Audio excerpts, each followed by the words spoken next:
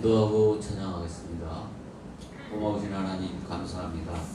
오늘도 거룩하고 복된 주일을 맞아 주의 말씀 위에 성도들 주님 앞에 나왔습니다.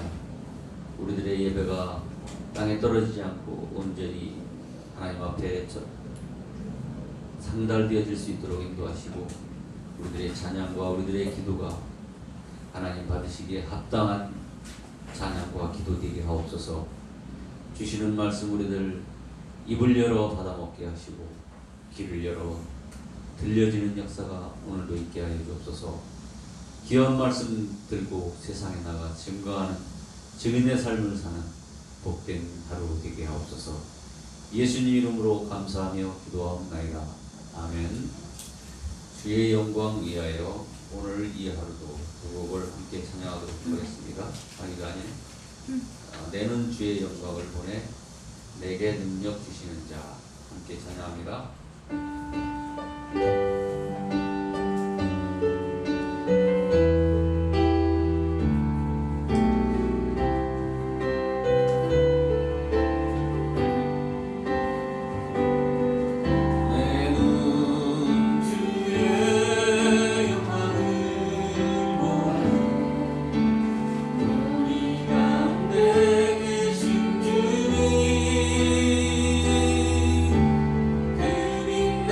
영광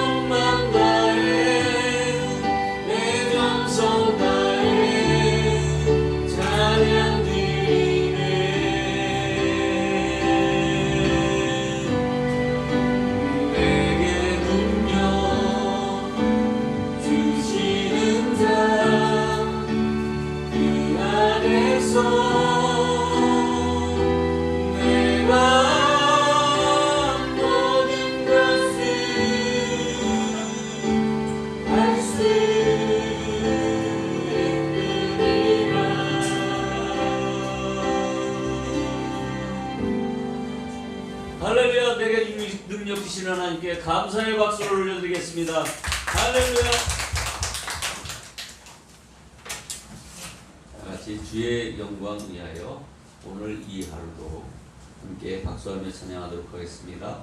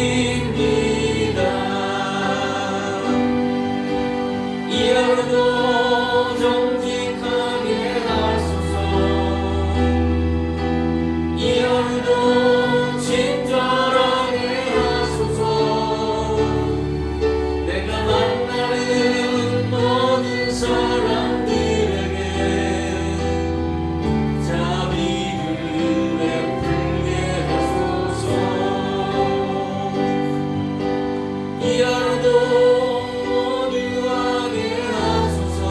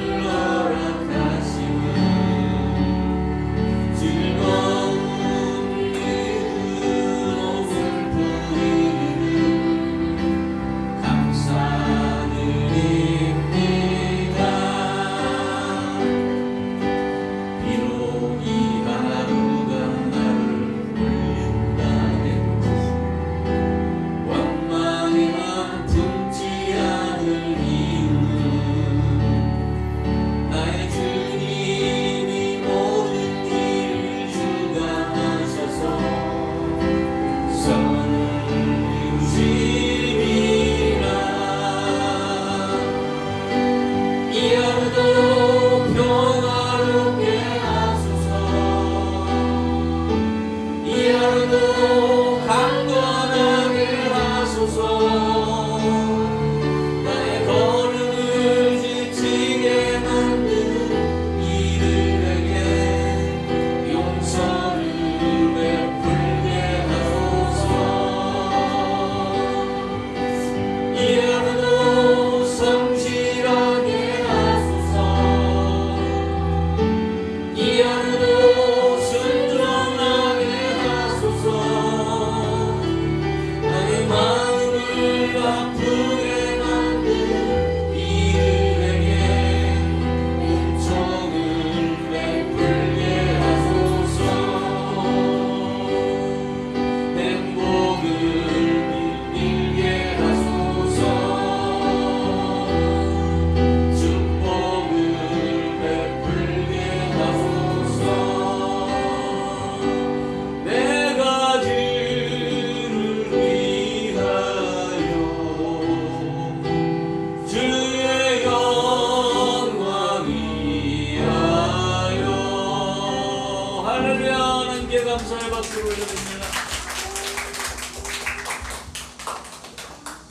다 같이 하나님의 사랑을 주만 바라볼지라 찬양하고 나라와 민족을 위해서 교회의 거룩한 부분에 쓰기도 하시고 성령의 충만한 예배를 위해서 삶 속에 하나님 나라가 세우도록 기도하시고 우리 태국과 중국과 미국에서 복음 전하고 있는 우리 선교사님들을 위해서 그리고 우리 담임 목사님과 협동 목사님 그리고 음악 선교사님 우리 교회를 위해서 늘 기도하고 도움을 주고 있습니다. 그분들을 위해서 함께 기도했으면 좋겠습니다. 주만 바라볼지라 찬양합니다.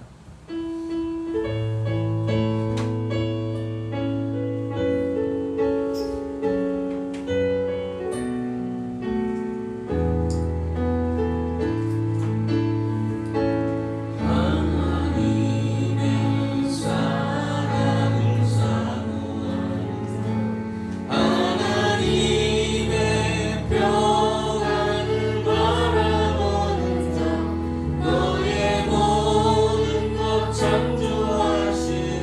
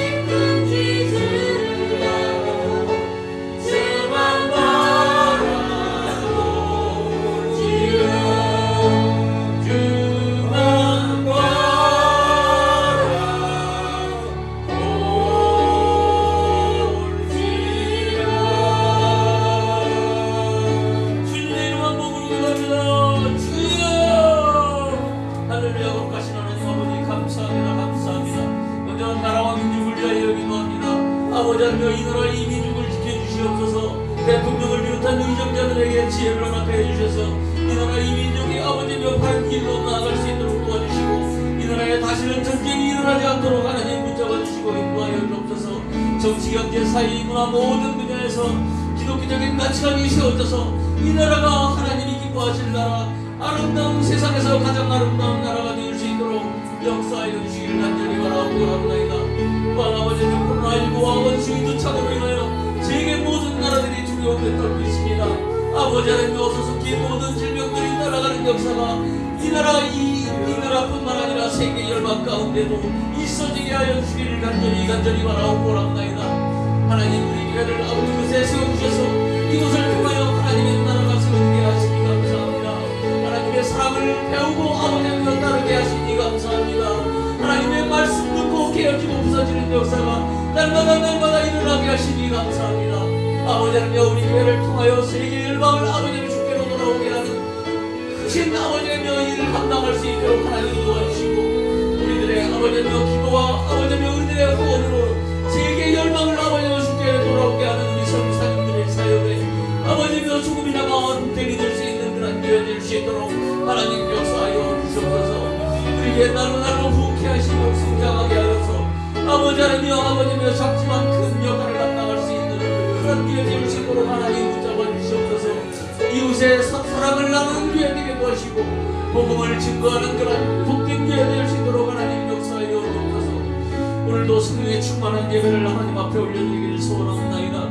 우리들 거저왔다 거저 들어가는 심령들 되지 않게 하시고 아버지 하나님의 귀한 말씀 아버지의 입을 열어 받아먹게 하시고 귀를 열어 아버지의 듣게 하여 주시고 아버지의 그 말씀 세상에 나가 증거하며 살아갈 수 있는 복된 은혜가 있게 하여 주시옵소서.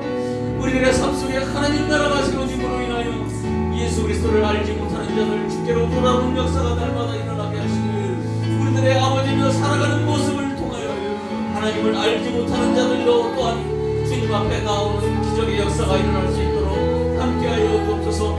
태국과 중국과 미국에서 아버지며 복음 전하는 사랑하는 선교사님들을 기억하여 주시고 저들의 아버지며 선교 사역 가운데 우리들의 아버지며 기도와 아버지며 물질의 후원이 아버지며 큰 도움을 받을 수 있는 그런 놀라운 기적의 역사가 날마다 일어날 수 있도록 하나님 도와주옵소서. 선교지가 복음으로 정복되어지는 놀라운 기적의 역사가 우리 선교사님들을 통하여 이루어지게 하시고 우리 선교사님들 아버지며 이곳에 있는 가족들에게도 하나님 함께하여 주셔서 건강과 아버지며 지혜를 허락해 주셔서 모든 자녀들 지혜롭게 아버지며 살아갈 수 있도록 인도하여 주옵소서. 필요한 모든 것들을 채워줄 수 있도록 하나님 도와주시기를 간절히 바라옵고 합니다. 강단에 세우신 우리 사자 목사님께 함께하여 주옵소서. 말씀의 능력과 권세를 거듭해 주시고 늘 아버지며 성령의 두루마리를 거듭해 주셔서 우리 목사님 입술을 통하여 증거되는 말씀이 우리들의 골수를 쪼개고도 남을 그런 귀한 말씀들이 다 될 수 있도록 하나님 역사하여 주옵소서. 함께하는 우리 아버지며 협동 목사님 아버지며 기억하여 주시옵소서. 그야 하시는 모든 일 가운데도 하나님의 은혜와 사랑이 넘쳐나게 하시고 하나님의 사랑으로 아버지며 그 가족과 아름답게 세워져 나갈 수 있도록 붙잡아 주시옵소서. 사모님과 자녀들에게도 아버지며 함께하여 주셔서 모든 하시는 모든 일 가운데 능력이 나타나게 하시고 하나님을 신비하는 삶을 살아가게 하여 주셔서 우리가 선사님 아버지며 하는 모든 일 가운데 하나님 가족하시고 함께하여 주셔서 승리하는 삶을 살아갈 수 있도록 도와주시기를 예배하고 나오고 성도들의 마음과요 오늘도 예배 가운데 하나님의 사랑으로 충만하게 하시옵시고 은혜가 넘치는 시간 되게 도와주시옵소서. 성령 충만 이 생각 가운데에서 주님을 바라보며 주님께서 이루시고자 하는 나라를 세워갈 수 있도록 역사하여 주시옵소서. 하나님 사랑의 눈으로 하나님 사랑의 눈으로 너를 어느 때나 바라보시고 하나님 인자한 귀로서 언제나 너에게 기울이시니 어두움에 맑은 빛을 비춰주시고 너의 작은 신음에도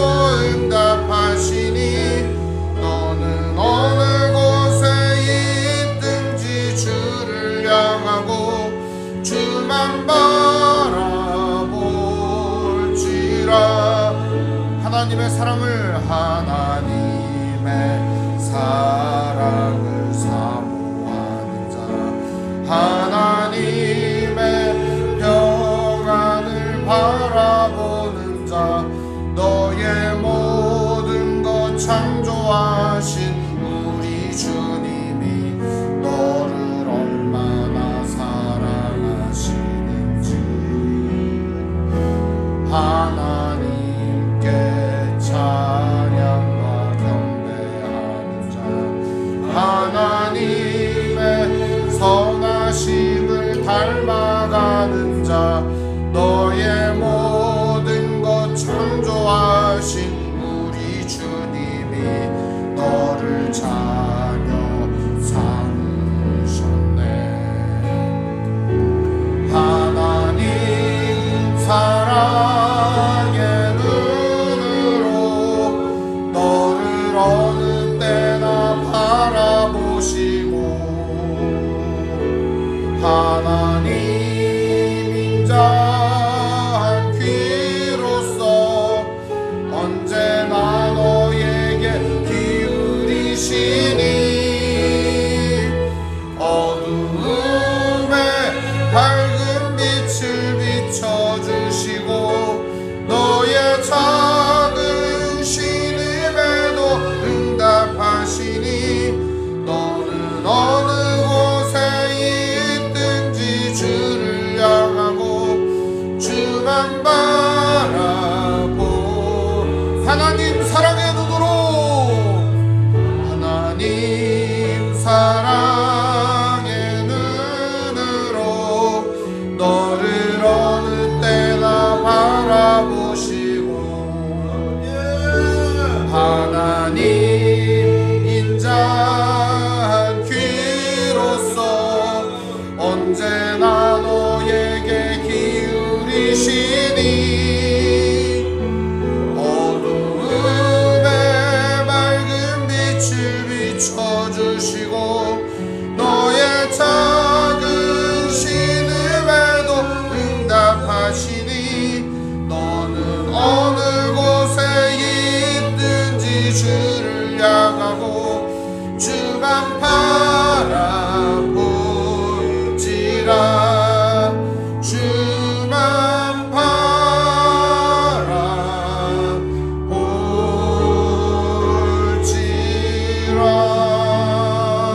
바라볼지라. 기도하겠습니다. 하나님 감사합니다. 오늘도 예배할 수 있는 시간과 장소와 여건을 허락해 주시니 감사합니다. 오늘 예배를 받아주시옵시고 우리를 은혜 가운데 이끌어 주옵소서. 우리 주 예수님의 이름으로 기도합니다. 아멘. 오늘 성경 교독은 마가복음 11장 12장입니다.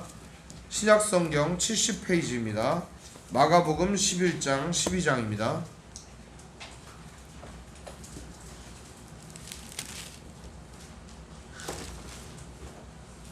제가 두 절 읽고 여러분들 한 절 읽고 우리 번갈아 가며 교독하겠습니다. 신약성경 마가복음 11장 73페이지입니다. 73페이지. 제가 읽겠습니다. 그들이 예루살렘에 가까이 와서 감람산 벳바게와 베다니에 이르렀을 때 예수께서 제자 중 둘을 보내시며 이르시되 너희는 맞은편 마을로 가라. 그리로 들어가면 곧 아직 아무도 타보지 않은 나귀 새끼가 매어 있는 것을 보리니 풀어 끌고 오라. 만일 누가 너희에게 왜 이렇게 하냐 묻거든 주가 쓰시겠다 하라. 그리하면 지푸리 이리로 보내리라 하시니 제자들이 가서 본즉 나귀 새끼가 문 앞 거리에 매어 있는지라. 그것을 푸니 거기 있는 사람 중 어떤 이들이 이르되 나귀 새끼를 풀어 무엇하려느냐 하매 제자들이 예수께서 이르신 대로 하는데 그들이 허락하시니라. 나귀 새끼를 예수께로 끌고 와서 자기들의 겉옷을 그 위에 얹어 놓음에 예수께서 타시니 많은 사람들은 자기들의 겉옷을 또 다른 이들은 들에서 벤 나뭇가지를 길에 펴며 앞에서 가고 뒤에서 따르는 자들이 소리를 지르되 호산나 찬송하리로다 주의 이름으로 오신 이여 찬송하리로다 오는 우리 조상 다윗의 나라의 가장 높은 곳에서 호산나 하더라. 예수께서 예루살렘에 이르러 성전에 들어가사 모든 것을 둘러보시고 때가 이미 저물매 12 제자를 데리시고 베다니에 나가시니라. 이튿날 그들이 베다니에서 나왔을 때 예수께서 시장하십니다. 멀리서 잎사귀 있는 한 무화과 나무를 보시고 혹 그 나무에 무엇이 있을까 하여 가셨더니 가서 보신즉 잎사귀 외에 아무것도 없더라. 이는 무화과의 때가 아님이라. 예수께서 나무에게 말씀하여 이르시되 이제부터 영원토록 사람이 내게서 열매를 따먹지 못하리라 하시니 제자들이 이를 듣더라. 그들이 예루살렘에 들어가니라. 예수께서 성전에 들어가사 성전 안에 매매하는 자들을 내쫓으시며 돈 바꾸는 자들의 상과 그들이 파는 자들의 의자를 둘러 보시며 아무나 물건을 가지고 성전 안으로 지나다님을 허락하지 아니하시고 이에 가르쳐 이르시되 기록된 바 내 집은 만민이 기도하는 집이라 칭함을 받으리라고 하지 아니하였느냐. 너희는 강도의 소굴을 만들었도다 하시매 대제사장들과 서기관들이 듣고 그를 어떻게 죽일까 하고 회하니 이는 우리가 다 그의 교훈을 놀랍게 여김으로 그를 두려워함일러라. 그리고 날이 저물매 그들이 성 밖으로 나가더라. 그들이 아침에 지나갈 때 무화과 나무가 뿌리채 마른 것을 보고 베드로가 생각이 나서 여짜오되 랍비 앞서서 너 좋아하신 무화과 나무가 말랐나이다. 예수께서 그들에게 대답하여 이르시되 하나님을 믿으라. 내가 진실로 너에게 이르노니 누구든지 이 산더러 들리어 바다에 던져지라 하며 그 말하는 것이 이루어질 줄 믿고 마음에 의심하지 아니하면 그대로 되리라.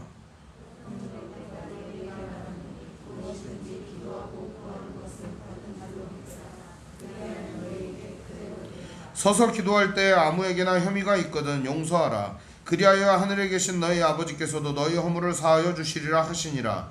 그들이 다시 예루살렘에 들어가니라. 예수께서 성전에서 거니실 때 대제사장들과 서기관들과 장로들이 나와 이르되 무슨 권위로 이런 일을 하느냐. 누가 이런 일을 그러느냐. 예수께서 이르시되 나도 한 말을 너희에게 물으리니 대답하라. 그리하면 나도 무슨 권위로 이런 일을 하는지 이르리라. 요한의 세례가 하늘로부터냐 사람으로부터냐 내게 대답하라.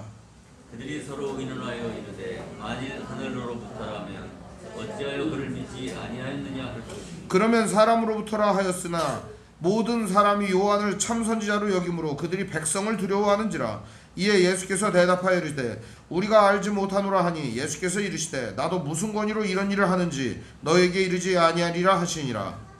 예수께서 비유로 그들에게 말씀하시되 한 사람이 포도원을 만들어 산울타리를 두고 즙자는 틀을 만들고 망대를 지어서 농부들에게 새로 주고 타국에 갔더니 때가 이름에 농부들에게 포도원 소출 얼마를 받으려고 한 종을 보내니 그들이 종을 잡아 심히 때리고 거저 보내었거늘 다시 다른 종을 보내니 그의 머리에 상처를 내고 능욕하였거늘 또 다른 종을 보내니 그들이 그를 죽이고 또 그의 많은 종들도 덜어는 때리고 덜어는 죽인지라.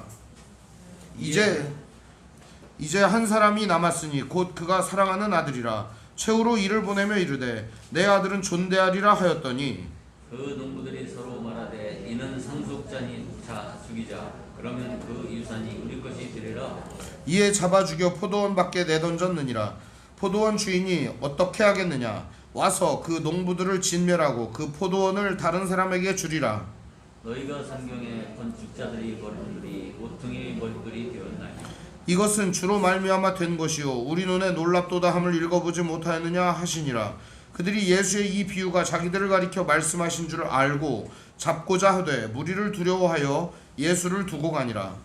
그들이 예수의 말씀을 책잡으려 하여 바리새인과 헤롯 땅 중에서 사람을 보내매 와서 이르되 선생님이여 우리가 아노니 당신은 참되시고 아무도 꺼리는 일이 없으신 자이니이다. 이는 사람을 외모로 보지 않고 오직 진리로서 하나님의 도를 가르치심이니이다. 가이사에게 세금을 바치는 것이 옳으니이까 옳지 아니하나이까 우리가 바치리이까 말리이까 한데 예수께서 그 외식함을 하시고 이르시되 어찌하여 나를 시험하느냐. 데나리온 하나를 가져다가 내게 보이라 하시니 가져왔거늘 예수께서 이르시되 이 형상과 이 글이 누구의 것이냐. 이르되 가이사의 것이니이다. 이에 예수께서 이르시되 가이사의 것은 가이사에게 하나님의 것은 하나님께 바치라 하시니 그들이 예수를 대하여 매우 놀랍게 여기더라. 부활이 없다 하는 사두개인들이 예수께 와서 물어 이르되 선생님이여 모세가 우리에게 써주기를 어떤 사람의 형이 자식이 없이 아내를 두고 죽으면 그 동생이 그 아내를 취하여 형을 위하여 상속자를 세울지니라 하였나이다. 친형제가 있었는데 마지가 아내를 취하였다가 상속자가 없이 죽고 둘째도 그 여자를 취하였다가 상속자가 없이 죽고 셋째도 그렇게 하여 일곱이 다 상속자가 없었고 최후의 여자도 죽었나이다. 7사람이 다 그를 아내로 취하였으니 부활할 때 곧 그들이 살아날 때 그 중에 누구의 아내가 되리이까? 예수께서 이르시되 너희가 성경도 하나님의 능력도 알지 못함으로 오해함이 아니냐? 사람이 죽은 자 가운데서 살아날 때에는 장가도 아니고 시도 아니고 하늘에 있는 천사들과 같으니라. 죽은 자가 살아난다는 것을 말할진대 너희가 모세의 책 즉 가시나무 떨기에 관한 글에 하나님께서 모세에게 이르시되 나는 아브라함의 하나님이요 이삭의 하나님이요 야곱의 하나님이로라 하신 말씀을 읽어보지 못하였느냐? 하나님은 죽은 자의 하나님이 아니요 산 자의 하나님이시니라. 너희가 크게 오해하였도다 하시니라. 서기관 중 한 사람이 그들이 결론한 것을 듣고 예수께서 잘 대답하신 줄을 알고 나와 묻되 모든 계명 중 첫째가 무엇이니까? 예수께서 대답하시되 첫째는 이것이니 이스라엘아 들으라. 주 곧 우리 하나님은 유일한 주시라. 내 마음을 다하고 목숨을 다하고 뜻을 다하고 힘을 다하여 주 너의 하나님을 사랑하라 하신 것이요. 둘째는 이것이니 내 이웃을 내 자신과 같이 사랑하라 하신 것이 이보다 더 큰 계명이 없느니라. 서기관이 이르되 선생님이여 옳소이다. 하나님은 한 분이시요 그 외에 다른 이가 없다 하신 말씀이 참이니이다. 또 마음을 다하고 지혜를 다하고 힘을 다하여 하나님을 사랑하는 것과 또 이웃을 자기 자신과 같이 사랑하는 것이 전체로 드리는 모든 번제물과 기타 제물보다 나으니이다. 예수께서 그가 지혜 있게 대답함을 보시고 이르시되 내가 하나님의 나라에서 월제한도다 하시니 그 후에 감히 묻는 자가 없더라. 예수께서 성전에서 가르치실세 대답하여 이르시되 어찌하여 서기관들이 그리스도를 다윗의 자손이라 하느냐? 다윗이 성령에 감동하여 친히 말하되 주께서 내 주께 이르시되 내가 네 원수를 내 발 아래에 둘 때까지 내 우편에 앉았으라 하셨도다 하였느니라. 다윗이 그리스도를 주라 하였은즉 어찌 그의 자손이 되겠느냐 하시니 많은 사람들이 즐겁게 듣더라. 예수께서 가르치실 때 이르시되 긴 옷을 입고 다니는 것과 시장에서 문안받는 것과 회당의 높은 자리와 잔치의 윗자리를 원하는 서기관들을 삼가라. 그들은 과부의 가산을 삼키며 외식으로 길게 기도하는 자니 그 받는 분별이 더욱 중하리라 하시니라. 예수께서 헌금함에 대하여 앉으사 무리가 어떻게 헌금함에 돈 넣는가를 보실세 여러 부자는 많이 넣는데 한 가난한 과부는 와서 2렙돈 곧 한 고드란트를 넣는지라. 예수께서 제자들을 불러다가 이르되 내가 진실로 너희에게 이르노니 이 가난한 과부는 헌금함에 넣는 모든 사람보다 많이 넣었다. 함께 있습니다. 그들은 다 그 풍족한 중에서 넣었거니와 이 과부는 그 가난한 중에서 자기의 모든 소유 곧 생활비 전부를 넣었느니라 하시니라. 아멘. 우리 찬송가 255장 찬송 부르겠습니다.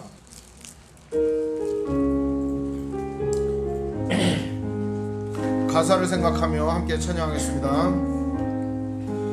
너의 죄 흉악하나 눈과 같이 희겠네.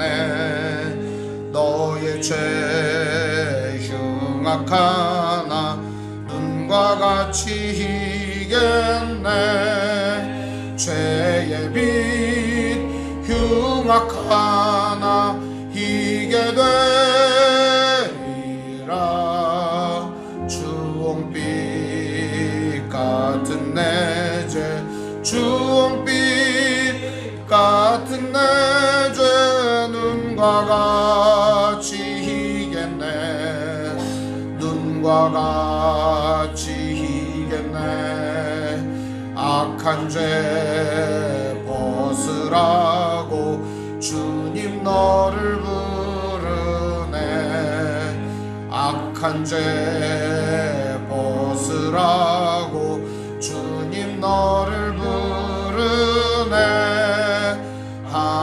하나님 크신 사랑 한이 없어라.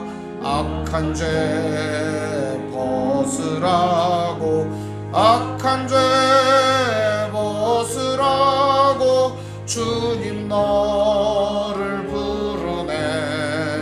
주님 너를 부르네. 너의 죄 주사 기억 아니하시 아멘 너의 죄 사해 주사 기억 아니하시네 불쌍한 사람들아 오라 하시네 너의 죄 사해 주사 너의 죄 사해 주사 기억 아니하시네 기억 아니하시네 아멘. 이 시간 예배를 위해서 하은숙 권사님 기도해 주시겠습니다.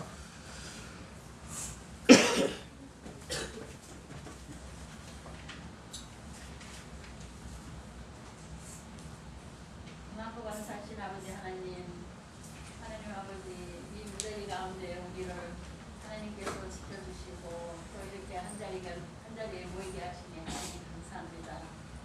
오늘 이 시간도 우리가 드려지는 예배 가운데 하나님께서 큰 영광 받으시고 우리들 마음에는 기쁨과 소망이 넘치는 오늘 하루가 되게 하여 주시옵소서.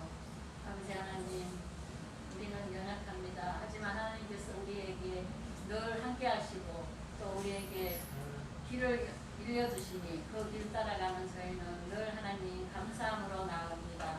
아버지 하나님, 이 나라와 민족을 위해서 기도하오니 하나님 응답하여 주시옵소서. 이 나라가 아버지 하나님 모든 이정자들에게 하나님 지혜를 주시사 아버지 하나님 주시는 지혜 안에서 모든 백성들이 다 잘 살 수 있는 그런 나라가 되게 하여 주시옵소서. 아버지 하나님 또 아버지 저 북한은 핵으로 무장하고 우리를 이어가고 있지만 하나님 아버지께서는 그것도 하나님께서 지켜주시리라 믿습니다. 우리를 하나님을 믿음으로 말미암아 늘 아버지 하나님이여 기쁨과 소망을 가지고서 우리가 한 발짝씩 나아갑니다. 우리의 앞길을 인도하여 주시옵소서. 아버지 우리 주의 말씀 교회를 하나님께서 아버지 지금까지 지켜주시고 함께해 오신 것을 하나님 앞에 감사함을 드립니다.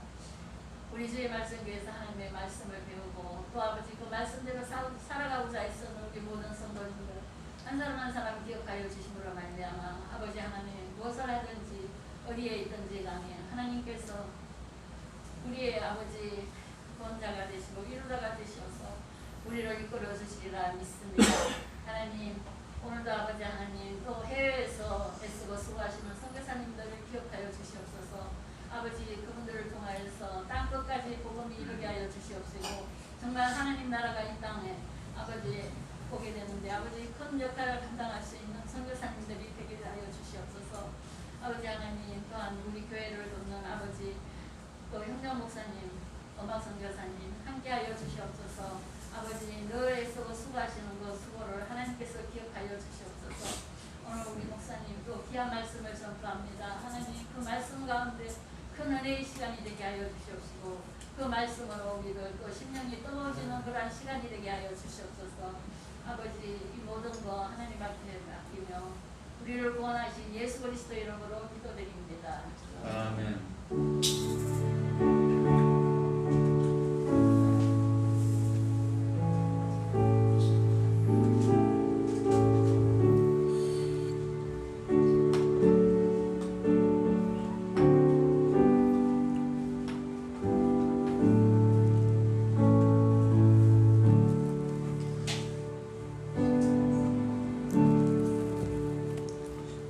오늘 보실 하나님 말씀은 창세기 11장 1절에서 9절 말씀 보겠습니다.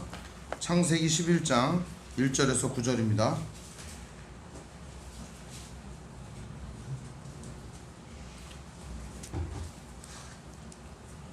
우리 한 절씩 번갈아가며 읽겠습니다. 제가 가진 성경은 창세기 13쪽입니다. 창세기 11장 1절에서 9절입니다. 온 땅의 언어가 하나요 말이 하나였더라.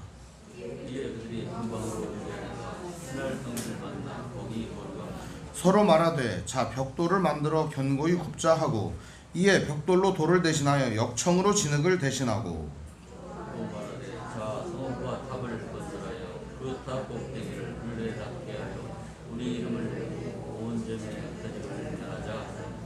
여호와께서 사람들이 건설하는 그 성읍과 탑을 보려고 내려오셨더라. 여호와께서 이르시되 이 무리가 한 족속이요 언어도 하나이고 이같이 시작하였으니 이후로는 그 하고자 하는 일을 막을 수 없으리로다. 자, 우리가 내려가서 거기서 그들의 언어를 혼잡하게 하여 그들이 서로 알아듣지 못하게 하자 하시고, 여호와께서 거기서 그들을 온 지면에 흩으셨으므로 그들이 그 도시를 건설하기를 그쳤더라. 함께 있습니다. 그러므로 그 이름을 바벨이라 하니 이는 여호와께서 거기서 온 땅의 언어를 혼잡하게 하셨습니다. 여호와께서 거기서 그들을 온 지면에 흩으셨더라. 아멘. 찬송가 251장 찬송 부르겠습니다.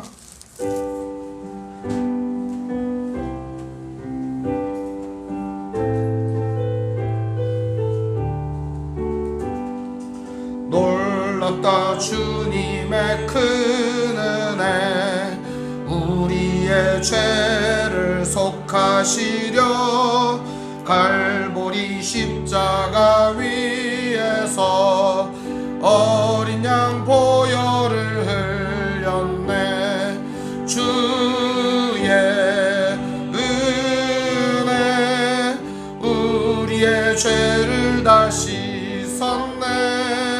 주의 은혜 우리의 죄를 다 씻었네. 죄악은 성난 파도같이 우리 영혼을 위협하나 헤아릴 수 없는 주네. 십자가에서 보이셨네.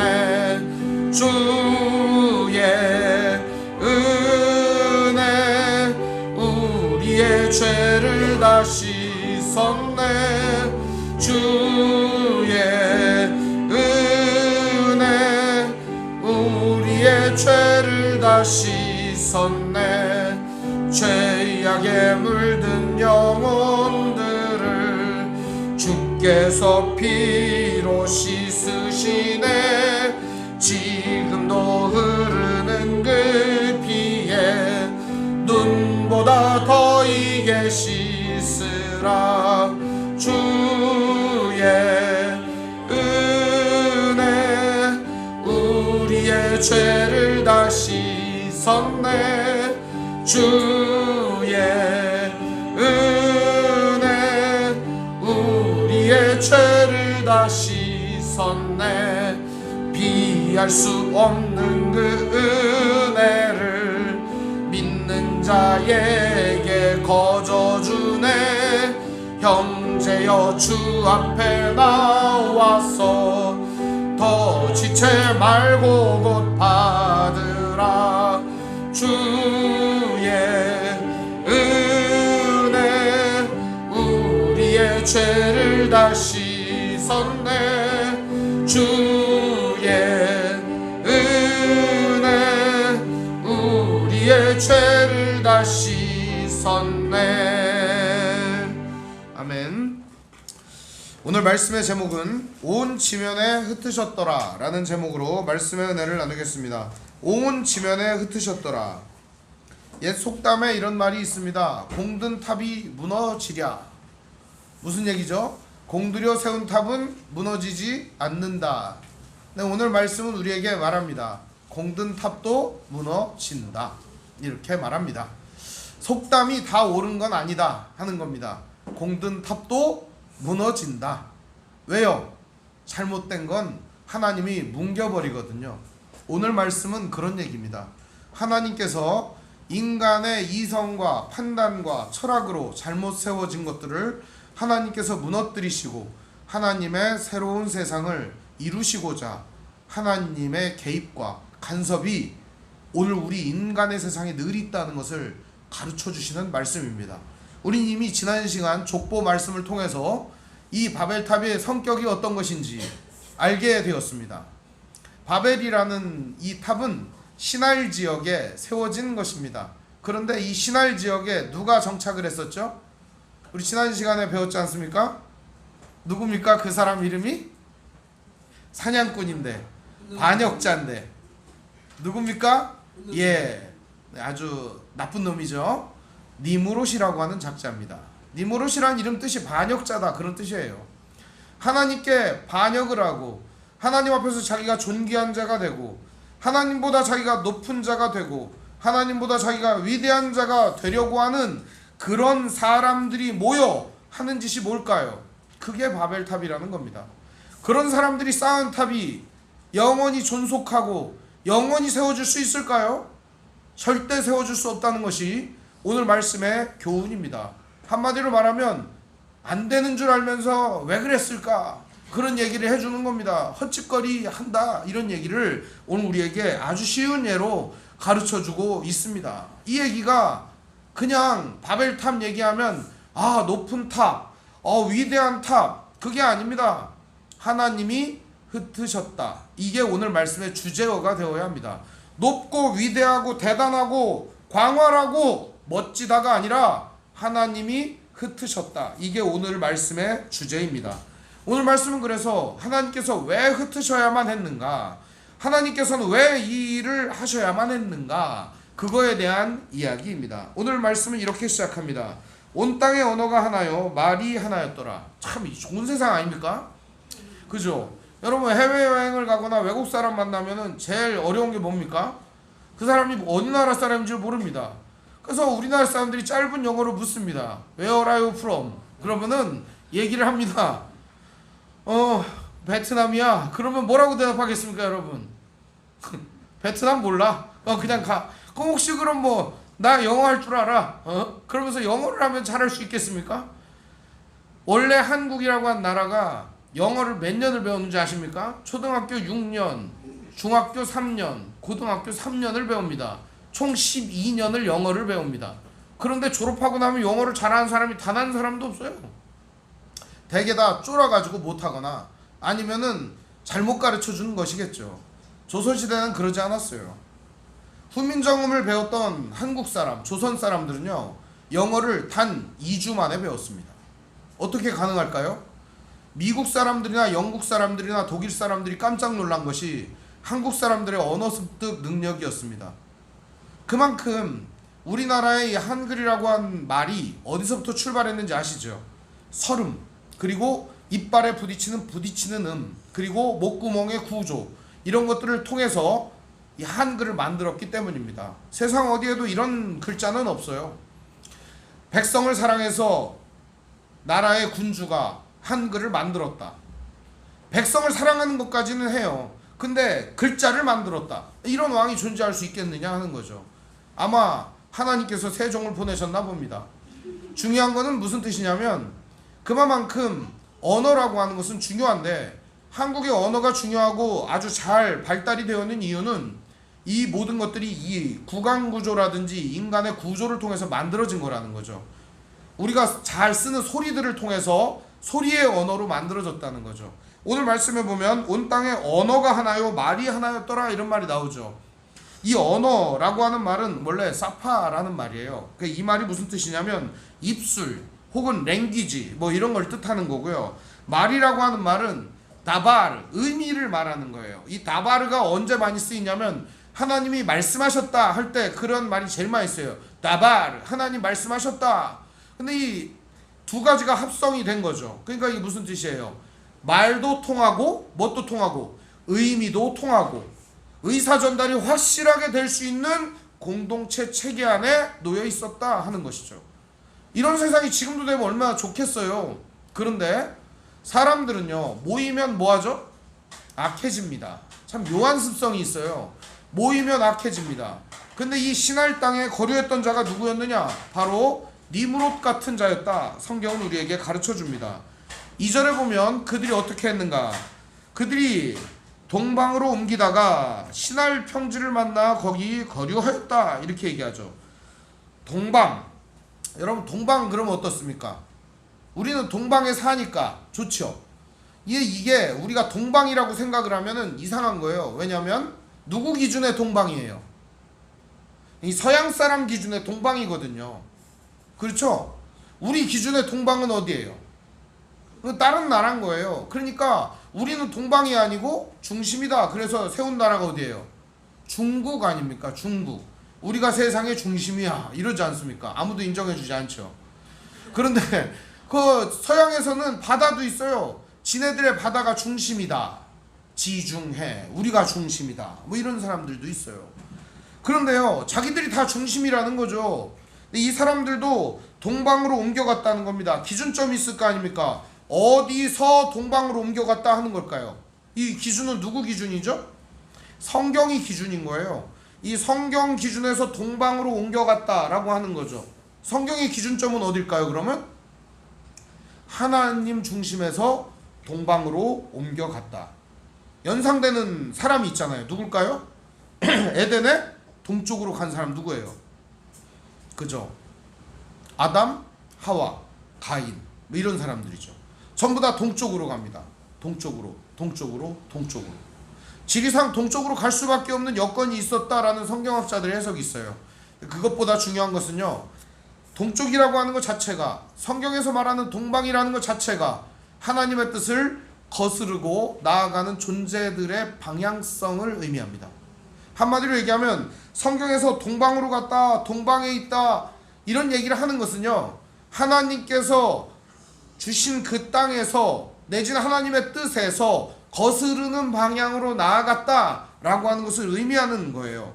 그러다가 어디를 만나요? 시날 평지를 만나 거기 거류하였다. 이곳은 지금 현재 비옥한 초승달 지대라 일컬어지는 터키부터 시작해서 그 둘레 지역을 말하는 거죠.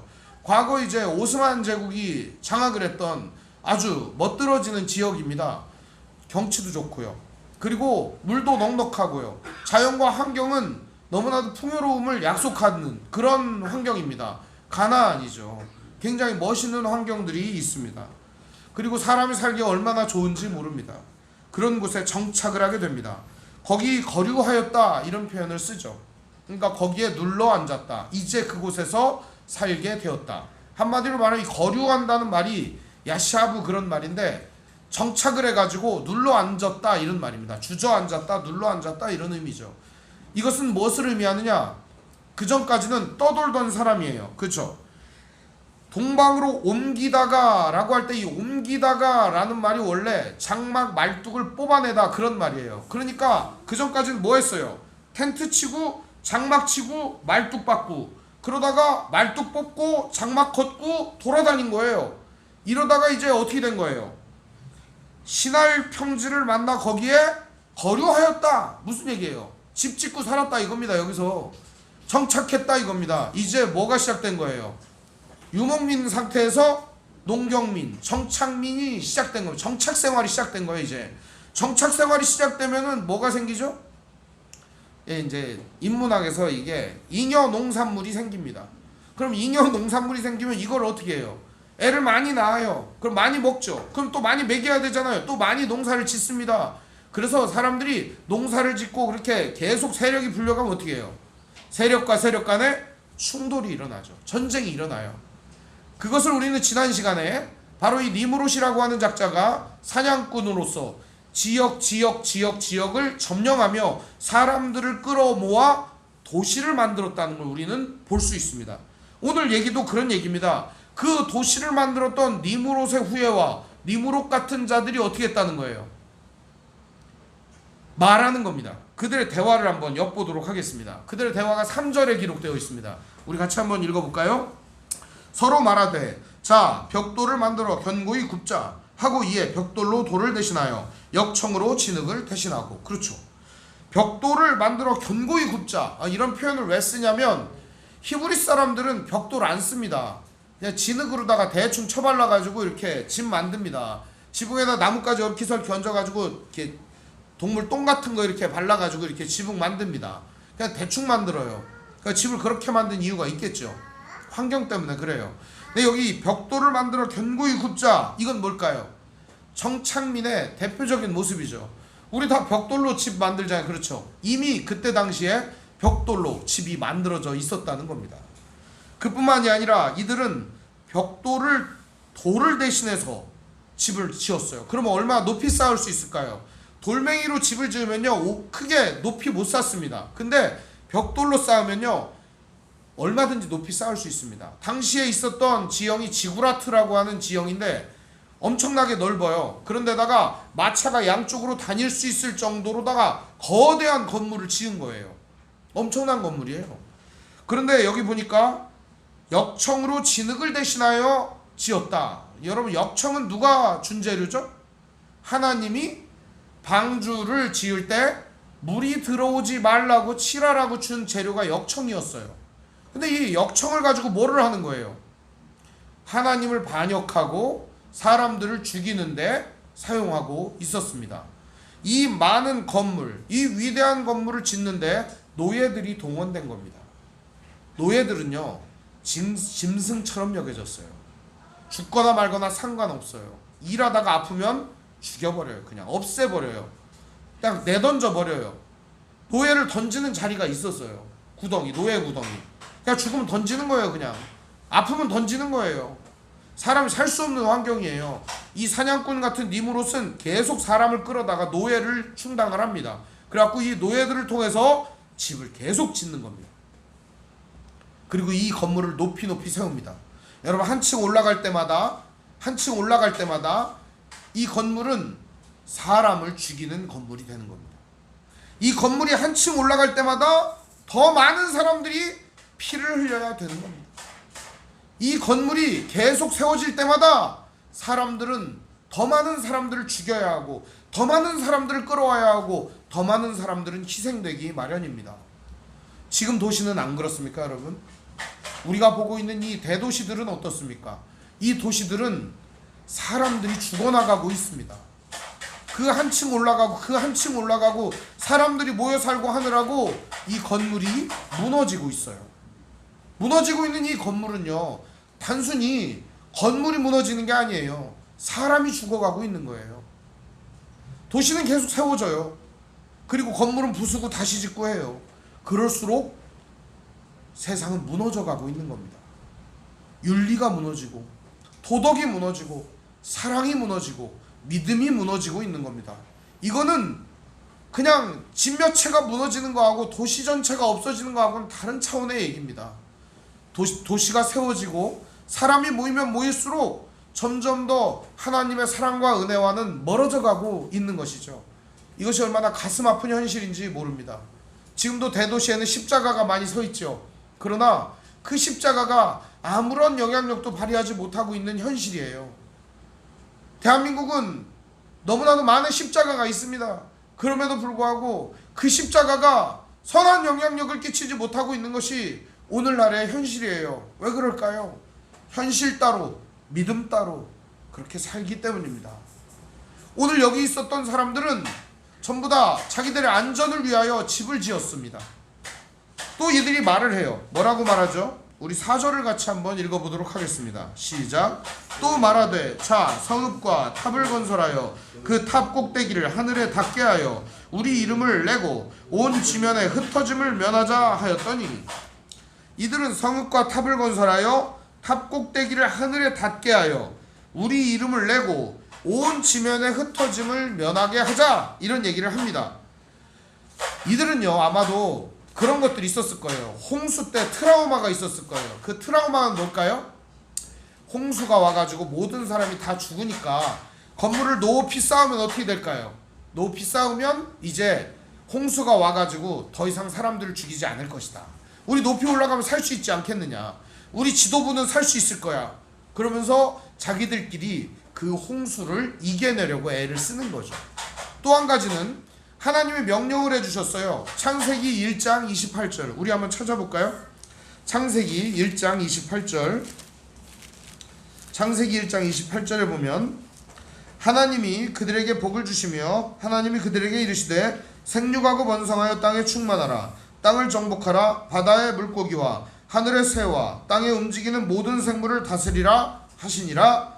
하나님이 이들에게 생육하여 번성하여 땅에 충만하라, 이런 명령을 주십니다. 이 말씀은 노아에게도 명령을 똑같이 줍니다. 9장으로 한번 가볼까요? 9장 1절입니다.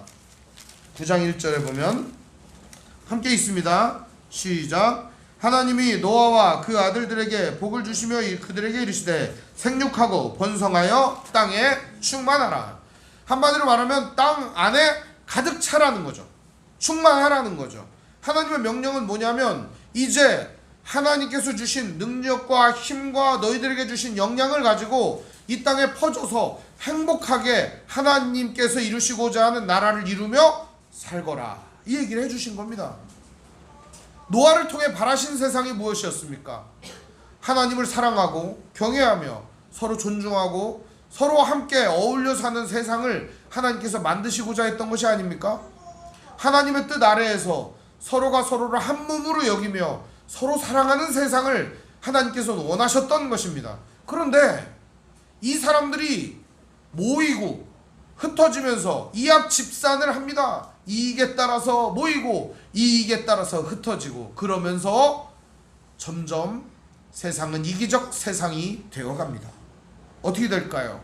이들이 말하는 것은 이기적인 마음만 가득하게 됩니다. 오늘 말씀도 그렇게 얘기를 하죠. 우리가 성읍과 탑을 건설하자. 벽돌을 돌을 대신하여 쌓고 진흙을 대신하여 역청을 이용하자. 아까 말씀을 드리다 말았는데, 역청이라는 게 하나님께서는 외부에 물이 들어와 가지고 방주 안에 있는 사람들을 침몰하지 못하게 만드는 도구였어요. 얼마나 좋은 도구였습니까? 근데 이 역청이라고 하는 도구가 오히려 이제는 하나님의 뜻을 막고 자기들의 이기심을 키우는 도구로 전락하고 말았습니다.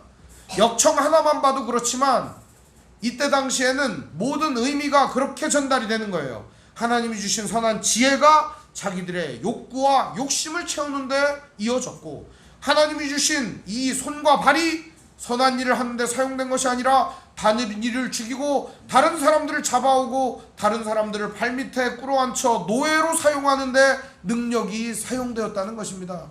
얼마나 안타까운 현실입니까? 이것이 바로 오늘 이 바벨탑이 주는 교훈이라고 할 수가 있습니다. 하나님은요, 너무 마음이 아프셨을 것 같아요. 이걸 보면서 왜 너희들 그러냐?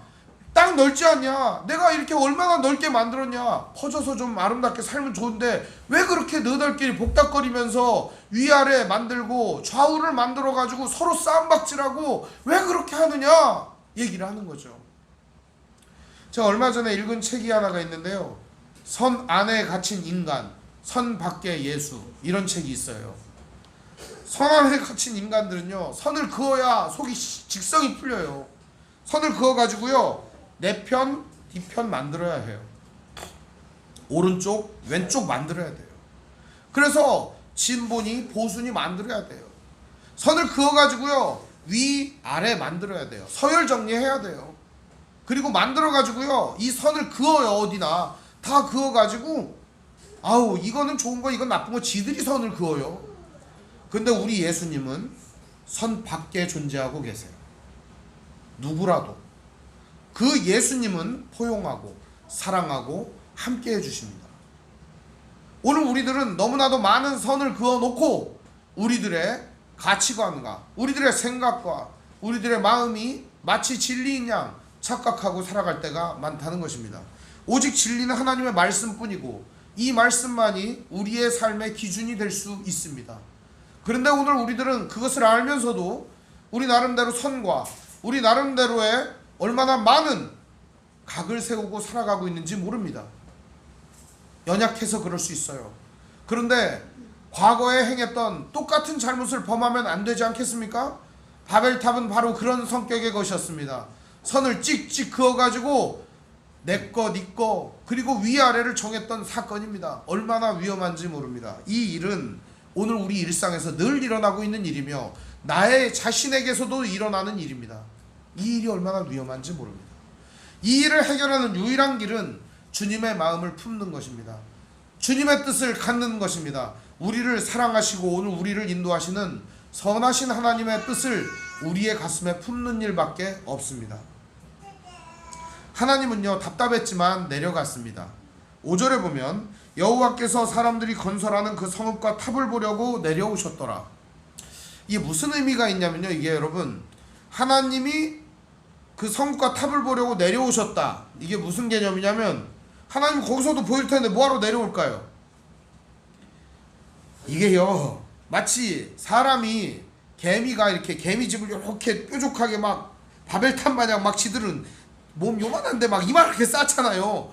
와 우리 대단한 거 했어 그러고 있을 때 뭐요 이거 이러면서 이렇게 들여다봐야 되잖아요. 그거 마냥 하나님이 뭐요 이거 그러면서 이렇게 들여다보는 겁니다. 뭘 쌓았어? 그러면서 이렇게 들여다보는 거. 그게 위대하고 대단해서가 아니라 뭐 하는 거예요 니들?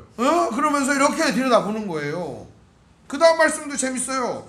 9절에 보면 여호와께서 이르시되 무리가 한 족속이 언어도 하나이므로 이같이 시작하였으니 이후로는 하고자 하는 일을 막을 수 없으리로다. 이게 무슨 의미냐면 하늘 꼭대기까지 닿아가지고 하나님께 도전할까봐 두려워서 그런 게 아니라 계속 이렇게 뻘짓하다 지들끼리 다 죽이겠다 큰일 났다 이거 이렇게 계속 그냥 하다가는 다른 사람들 죄다 노예로 끌고 오고 죽이고 잡아뜨리고 사람들 찍어 누르고 선을 자꾸 그어가지고 다 죽이겠어 이거 큰일 났어.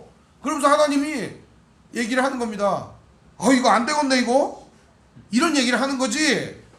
하나님한테 도전해가지고 막 인간이 하나님을 막 거기 있는 자리까지 올까봐 두려워갖고 하나님 막았다. 어떤 사람이 설교를 하는데 그런 얘기를 하더라고요.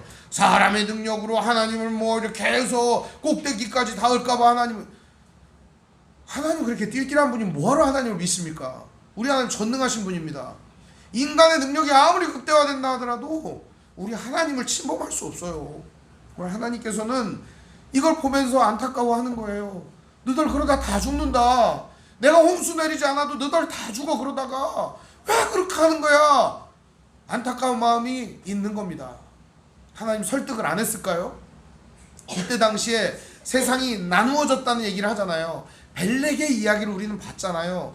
나누고 흩어지고 쪼개지는 벨렉의 이야기를 우리 족보에서 이야기했잖아요. 잠깐 동안. 벨렉의 시대에 바로 이런 일이 일어난 거예요. 하나님은 이들을 온 세상에 흩고 온 땅에 충만하게 살기를 행복하게 살기를 원하셨던 거예요. 그러나 사람은 그러기를 원하지 않았어요. 모여서 복닥거리며 서로 다투며 서로 죽이며 서로 싸우기를 원했던 것입니다. 하나님은 이들의 종말을 미리 보셨던 겁니다. 너희들 이러다 다 죽어. 오징어 게임을 보다가 드라마 아시죠? 오징어 게임 엄청 히트 쳤잖아요.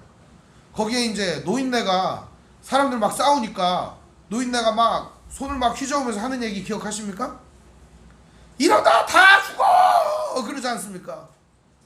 하나님이 그렇게 얘기하는 거예요. 이러다 다 죽어! 그러는 거예요. 그러면서 바벨탑을 흩어버리는 겁니다. 하나님께서 흩으려면 어떻게 해야 될까요? 저 같으면 이럴 것 같아요. 손으로 이렇게 바벨탑을 이렇게 눌러갖고선 와그르륵 딱 무너지면은 와 무너졌다 도망가자 그렇게 해갖고 흩을 것 같아요. 하나님은 한 사람도 다치는 것을 원하지 않았습니다. 이렇게 말합니다. 하나님의 해법이에요. 우리 7절 같이 볼까요? 자 우리가 내려가서 거기서 그들의 언어를 혼잡하게 하여 그들이 서로 알아듣지 못하게 하자. 1절의 말씀은 이들이 언어가 하나고 말이 하나였어서 이루어졌던 이 악한 일을 하나님은 확실하게 알고 어떻게 하시죠? 그들의 언어를 혼잡하게 하여 그들이 서로 알아듣지 못하게 하자 이렇게 얘기를 하십니다. 인간의 역량과 인간의 온갖 욕망이 집중된 게 결국에는 바로 이 바벨탑이라는 것입니다. 근데 이것을 하나님께서 어떻게 해요? 완전하게 무너뜨리는 방법으로 언어의 혼잡을 선택하셨다는 것입니다. 이 언어라고 하는 게 아까도 말씀드렸다시피 랭귀지, 그 말의 뜻이 통하는 거예요. 그렇죠? 이거를 혼잡하게 하셨다는 게 무슨 말이냐면 뒤섞다 이런 말이에요. 뒤섞다. 혹은 이거를 갖다가 얽히설키 그물처럼 만들어 버렸다 하는 겁니다. 지금도 언어를 보면 비슷하지 않습니까? 비슷한 언어들이 많습니다. 세상에는 우리나라 말이나 중국말이나 일본말이나 영어나 비슷한 게 많습니다. 왜 그럴까요? 하나님이 다 뒤섞어 버리신 것입니다. 그리고 8절에 보면 여호와께서 거기서 그들을 온 지면에 흩으셨더라. 그러면 그들이 도시 건설하기를 그쳤더라. 이제 더 이상 그들이 죽는 짓을 하지 않게 되었다는 거죠. 하나님이 어떻게 했기 때문에? 온 지면에 흩으셨기 때문에 하나님의 뜻대로 의도대로 이루어진 것입니다. 하나님이 이걸 원하셨던 겁니다. 온 땅에 흩어져서 온 땅에 편만하게 잘 살으라는 거죠. 그러나 사람들은 하나님의 뜻을 정면으로 도전한 거죠. 탑을 쌓아, 대를 쌓아, 자기의 욕망을 극대화하고 스스로가 하나님이 되고 스스로가 신이 되기를 원했던 것이죠. 여러분, 바벨이라고 하는 말, 그것이 어떻게 유래됐느냐? 우리 구절을 함께 읽습니다. 9절 시작. 그러므로 그 이름을 바벨이라 하니 이는 여호와께서 거기서 온 땅의 언어를 혼잡하게 하셨음이라. 여호와께서 거기서 그들의 온 지면에 흩으셨더라. 바벨이라고 하는 말이 원래는 아카드어에서 왔습니다. 아카드어 바벨이라는 말은 신의 문, 그런 뜻이에요. 신의 문, 신의 문으로 들어간다. 그래서 바벨론이나 이런 지역에서는 그 신전을 뭐라고 그랬느냐, 바벨루라고 했어요. 이 바벨루라고 하는 게 뭐냐면은 신의 문이다. 신의 문으로 들어간다. 우리는 이 문으로 들어가 뭐가 된다? 신이 된다. 우리는 인간이 아니라 이제 신으로 거듭난다. 그래서 신의 문이라고 말한 거예요. 바벨이라고 하는 의미가 그런 의미예요. 그런데 하나님은 바벨 그래 버렸어요. 바벨이 뭐냐? 혼란, 혼돈, 뒤섞다, 흩어지다, 분열하다, 이런 개념을 갖고 있습니다. 한마디로 말하면 하나님은 바벨이라고 하는 이름을 지어주셨던 것이죠. 아예 그냥 사람들이 바벨 불렀던 것이죠. 무슨 의미가 있다고요? 하나님이 산산이 흩으셨다, 하나님이 산산이 뿌려버리셨다, 이런 개념입니다. 더 이상 죽이지 않게, 더 이상 싸우지 않게. 우리도 누가 막 싸우고 있으면 어떻게 합니까? 일단 떼어놓지 않습니까? 하나님이 다 띄워버린 겁니다. 그것도 말이 안 통하게 해가지고. 나중에는 말이 안 통하니까 안 통하는 사람을 다 죽이는 데까지 가지 않습니까? 이 세계가 그냥 생긴 게 아닙니다. 하나님께서 어떻게 보면은 가장 합리적인 방법으로 사람들을 살리시려고 만들어 놓은 세상입니다. 안타깝지만 바벨이라고 하는 것은 오늘 우리의 삶에도 있습니다. 오늘 우리들도 또 다른 바벨을 만들고 있어요. 마치 이게 신의 문이라고 착각되는 겁니다. 내가 하나님이 되는 문, 내가 최고가 되는 길, 내가 진짜 우뚝 서는 길, 그 길처럼 그 문이 보여집니다. 근데 이 문을 통과하는 순간 우리는 우상 숭배에 빠지게 됩니다. 나라는 우상에, 그리고 내가 쌓은 탑이라고 하는 우상에 다른 이들을 죽이고 없애면서까지도, 희생하면서까지도 나의 욕망과 나의 모든 죄악을 극대화하는 그 자리로 나아가게 된다는 사실입니다. 사랑하는 성도 여러분, 여러분은 지금 여러분만의 바벨탑을 쌓고 있지는 않습니까? 이 바벨탑은 고대인들이 쌓았던 탑이 아닙니다. 오늘 우리도 쌓고 있는 거예요. 우리의 욕망과 욕심을 극대화하여 하나님을 능가하고자 하는 것이죠. 근데 기독교 점술가들, 예수무당들이라고 하는 사람들이 있어요. 그 사람들이 요즘 뭐라는 줄 알아요? 예수 이름으로 모든 걸 할 수 있다. 지 욕망을 극대화시킨 다음에 거기에다가 표딱지를 하나 딱 갖다 붙여요. 뭐라고 해요? 하나님이 하셨습니다. 지가 한 거예요? 하나님이 한 거예요? 지 욕망을 극대화한 다음에 거기다가 표딱지를 하나 딱 갖다 붙여요. 하나님이 이루셨다. 얼마나 위험한지 모릅니다. 이 시대는 그런 시대입니다. 자기의 욕망을 이용하여 하나님의 이름을 드러내는 시대. 그러면 그걸 보는 사람들이 뭐라고 하겠습니까? 아, 하나님이 이루시는 건 저런 건가 보다. 아닙니다, 여러분. 아닙니다. 하나님은 오늘 선한 방법과 선한 일들을 통하여 우리 서로가 사랑하고 모든 사람들이 어울려서 함께 살아갈 수 있도록 오늘 우리들을 불러주셨습니다. 이 일에 우리 크리스천들이 가장 먼저 앞장서야 합니다. 선을 긋고 갈라치기 하고 서로 싸우고, 이게 우리가 해야 되는 일이 아니라 어떻게 하면 하나 될 수 있을까? 어떻게 하면 화합할 수 있을까? 어떻게 하면 사랑할 수 있을까? 이것을 생각하는 성도들 되시기를 바랍니다. 오늘 여러분의 삶에 바벨탑이 무너지고 이제 혼잡된 언어가 하나가 되어가고 있어요. 이유가 있어요, 여러분.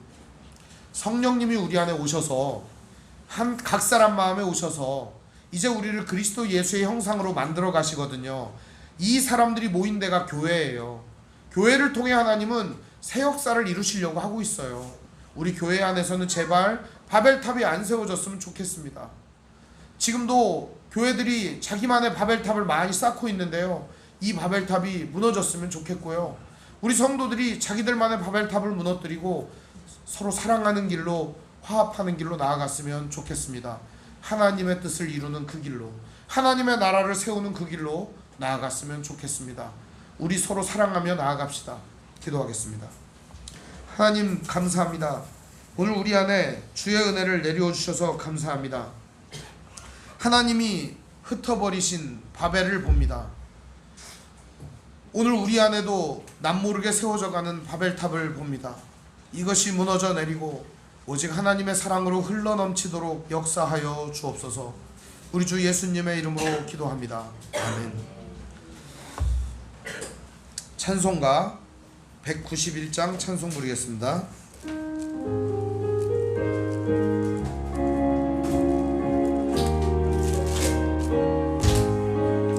내가 매일 기쁘게 순례의 길 행하는 주의 팔이 나를 안보하며, 내가 주의 큰 복을 받는 참된 비결은 주의 영이 함께함이라. 성령이 계시네, 할렐루야 함께하시네. 좁은 길을 걸으며 밤낮 기뻐하는 것 주의 영이 함께함이라. 전의 죄에 빠져서 평안함이 없을 때 예수 십자가의 공로 힘입어 그 발 아래 엎드려 참된 평화 얻으면 주의 영이 함께함이라. 성령이 계시네, 할렐루야 함께하시네. 좁은 길을 걸으며 밤낮 기뻐하는 것 주의 영이 함께함이라. 나와 동행하시고 모든 염려하시니 나는 숲의 새와 같이 기쁘다. 내가 기쁜 마음으로 주의 뜻을 행하면 주의 영이 함께함이라. 성령이 계시네, 할렐루야 함께하시네. 좁은 길을 걸으며 밤낮 기뻐하는 것 주의 영이 함께함이라. 세상 모든 정욕과 나의 모든 정욕은 십자가에 이미 못을 박았네. 어두운 밤 지나고 무거운 짐 못쓰니 주의 영이 함께함이라. 성령이 계시네, 할렐루야 함께하시네. 좁은 길을 걸으며 밤낮 기뻐하는 것 주의 영이 함께하. 성령이 계시네, 할렐루야 함께하시네. 좁은 길을 걸으며 밤낮 기뻐하는 것 주의 영이 함께하리라. 봉헌 기도하겠습니다. 하나님 아버지 감사합니다. 오늘도 주님 앞에 예물 드렸습니다. 받아 주시옵소서. 또한 같은 마음을 가지고 있으나 드리지 못한 성도들의 마음도 이 시간 예물로 받아 주시옵소서. 한 주일 동안 주님의 뜻을 행하며 성실하게 살며 주님의 나라와 영광을 위하여 수고하고 헌신하며 서로 사랑하는 길을 선택했던 귀한 성도들의 삶을 이 시간 예물로 받아 주시옵소서. 주님을 사랑하고 그 십자가를 지신 예수 그리스도를 믿고 그 사랑을 증거하며 나아가며 핍박당하고 모욕당하고 조롱당하고 어려움당하고 괴로움당하고 남몰래 눈물 흘렸던 성도들의 아픔과 눈물을 닦아주시고 하늘의 신령한 복과 땅의 기름진 것들로 채워주시옵시고 날마다 은혜 가운데 풍성한 행복과 기쁨을 맛보게 하여 주옵소서. 평안이 넘치게 하시고 주님 주시는 사랑으로 충만하게 하여 주옵소서. 우리 주 예수님 이름으로 축복하며 기도합니다. 아멘. 아멘.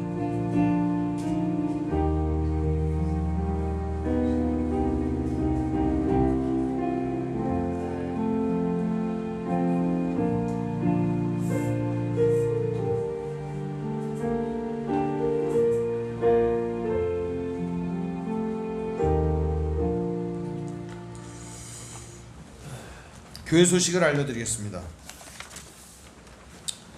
오늘 함께 예배하신 모든 분들 주님의 이름으로 환영합니다. 우리 옆 사람과 서로 인사합니다. 사랑합니다. 네, 사랑합니다 여러분. 한 번 더 인사합니다. 사랑합니다. 사랑합니다. 네, 사랑합니다. 좋습니다. 하나님 말씀인 성경을 가까이 두고 매일 읽으시고 기도로 하나님과 교제하시고 말씀대로 사랑하며 사시기를 바랍니다. 목회자의 경건을 위해 기도해 주시기 바랍니다. 정치 지도자들과 남북관계를 위해서 기도합시다. 가난한 자들과 소외된 자들을 도우며 기도하시기 바랍니다. 선교사님과 가족을 위해서 기도해 주시기 바랍니다. 아픔과 고통 중에 있는 성도들을 위해 기도해 주시기 바랍니다. 묵상과 전도를 생활화하시기를 바랍니다. 우크라이나 전쟁 종식과 산불 피해자들을 위해서 기도하시기 바랍니다.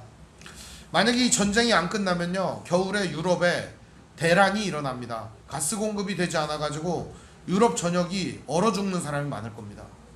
식량이 부족해서 아프리카 일부는 굶어 죽는 사람이 속출하게 될 것입니다. 기름이 떨어져서 유통이 안 되기 때문에 일부 지역에서는 여전히 그 모든 일로 고통당하는 사람들이 많아질 것입니다.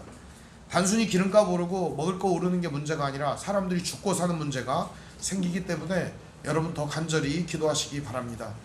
코로나가 다시 기승을 부리고 있습니다. 여러분 건강에 유의하시기 바랍니다. 일단은 뭐 원칙은 다 아시니까요, 잘 먹고 튼튼하게 운동하시면서 사시면 좋겠습니다. 우리 비전선언하고 삼위일체송 부른 후에 축도로 마치겠습니다. 주의 말씀 교회는 죽어있는 영혼을 향한 하나님의 마음을 알기에 젖은 눈을 가진, 모든 일을 기도로 승리하셨던 예수님의 꿇은 무릎을 가진, 능력으로 뜨거운 인생을 살게 하시는 성령님의 불타는 심장을 가지고 하나님의 사랑을 배우고 믿으며 살아가는 믿음의 공동체입니다.